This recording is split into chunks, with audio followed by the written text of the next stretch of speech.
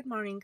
The weather is perfect. It's gloomy and rainy and cool in Phoenix, so I'm not going to waste time inside and I'm going to go for a walk because this weather is just exhilarating. I wanted to talk to you this morning about deprivation in weight loss, feeling deprived when you are trying to lose weight. So I probably know a thing or two about deprivation, feeling deprived, because I broke my sugar addiction, and it's not the easiest thing to do.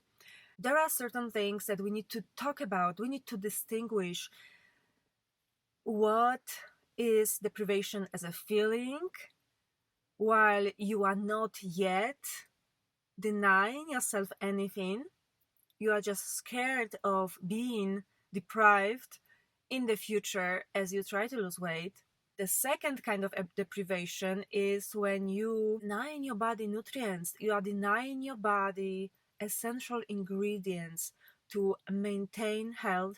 So if you want to deny your body, if you want to deprive yourself of those nutrients that your body actually needs to thrive, then you are doing it wrong. We are not going to lose weight by denying ourselves the nutrients. So again, we have two kinds of deprivation. I will switch the order. One is depriving the body of nutrients, and the second kind of deprivation is just the illusion, when you are just thinking, oh, I will not be able to eat the cookies, I will not be able to eat the chocolate, and you are already feeling the fear of deprivation while it has not happened yet. There's also a deprivation paradox that I noticed in my thinking, but I'm going to talk about it later. It's normal that our logic is not always logical, right? We make thinking errors, mental errors, and we like to entertain dead-end thoughts that prevent us from getting what we actually want. So I remember I was sitting in downtown Scottsdale with my friend, and we were talking about how much we like to eat, and it was a couple years ago, and I said, what do you think those skinny people do? Why are they so skinny? And she said, I will tell you what they are doing. They are not eating. They are just not eating. And I said, yep, that might be right. And you know what? I would rather eat because I love food too much. And right now, of course, I'm laughing at it. And since that time, I lost 10 pounds. And in the meantime, I ate. I promise you, I ate. So why does it happen? Why do we have the feeling, the emotion of deprivation before we are even depriving ourselves of the pastries, the sugar, the pasta, and the rice? So based on the materials I'm reading, there might be three reasons. First of all, this kind of foods is highly addictive. It's so addictive, but it's at the same time cheap and normalized. Sugar doesn't kill us at a very fast rate. It kills us at a very slow rate. It causes so many health conditions that it's a no joke. But still, somehow it is normal to eat the amounts that we are eating. So first, you have the addiction. Your body is addicted to sugar, and it takes very little to get yourself addicted. After you even stopped eating sugar, I see it in my own life. When I start to eat sugar again, I have to go through weeks of withdrawal. But at this point, I am not afraid of going through that. So the second reason why you may feel scared of this deprivation is because of our primitive brain. Our primitive brain exists to help us to survive. But originally, that meant that we would eat the food that would make us more fat to survive the times when there was no food. And there was no stuff like flour and sugar before, there was no processed food. So now, unconsciously, the brain tells you, oh, eat that because it will make you fat. Well, basically, sugar and flour exist to make us fat. So we eat that at the command of our primitive brain. So we kind of have to overcome how the original brain was designed by nature, by outsmarting our surroundings, because right now we have so much of processed foods around us. And the third reason why it's so easy and it's so scary to stop eating this stuff is because of the Dopamine. When we eat this kind of foods, the dopamine raises dramatically and we feel good. Notice how tricky it is. We feel good just for a minute or during the time as we are eating the cake or popcorn or chips. But notice how fast this good feeling goes away.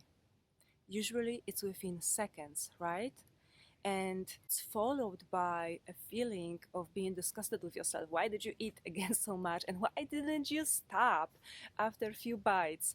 So this is quite normal. And usually this feeling of happiness because you are eating chocolate cake does not take you through the day. It just goes away and then you feel the regret that you ate it.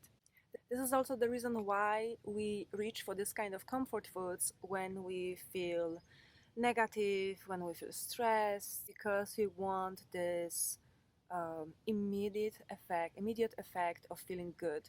It's very helpful to know this, I think, because as you go through the day, you can observe yourself. What's going on with me? Why do I crave it? Oh, because I'm stressed. Oh, because I'm not doing what I want to do. Oh, because I have to take care of something that is stressing me. So once we remember about it, we can apply it, and even if it's helpful only 5 times out of 10. Now let's look at the deprivation paradox. And these are the brain errors that we are making. The food that we crave most, the foods that we are afraid we will be deprived of, these are exactly the foods that are depriving our body of what we need to thrive and be well. The foods that we crave most are stealing nutrients from the body. The body needs to actually take nutrients from the bones and from the muscles in just to process what we are putting in our body that we crave so much. When you are really depriving yourself is when you are eating the food that you are afraid you will be deprived of. So I want to end this video with this. If you are procrastinating with starting on your weight loss journey and starting your journey back to wellness, there is one approach that is more gentle, and actually this is how I cut back on, this is how I stopped eating sweets. And the gentle approach is simply that you, instead of going cold turkey, instead of stopping the flour and sugar all together in one day, you reduce it gradually, but you are aware exactly how much you are eating every single day. And is your eating habitual? You eat it just because it's there, or are you eating it because you really crave it and you are going through the process of withdrawal? And know that you are always free to eat as much as you want. You are always free to eat as much sugar and flour as you want. Nobody is taking it away from you. You simply have to be okay with it, that your weight loss goal will be delayed. But the delay happens for everybody. You know, I don't know a person that is able to completely cut everything in one day and never look back. I think that for most people it's a gradual process, and sometimes we return to eating bad, and it's okay because we can always return to eating well. So remember, you have the freedom to eat whatever you want, but do you want to?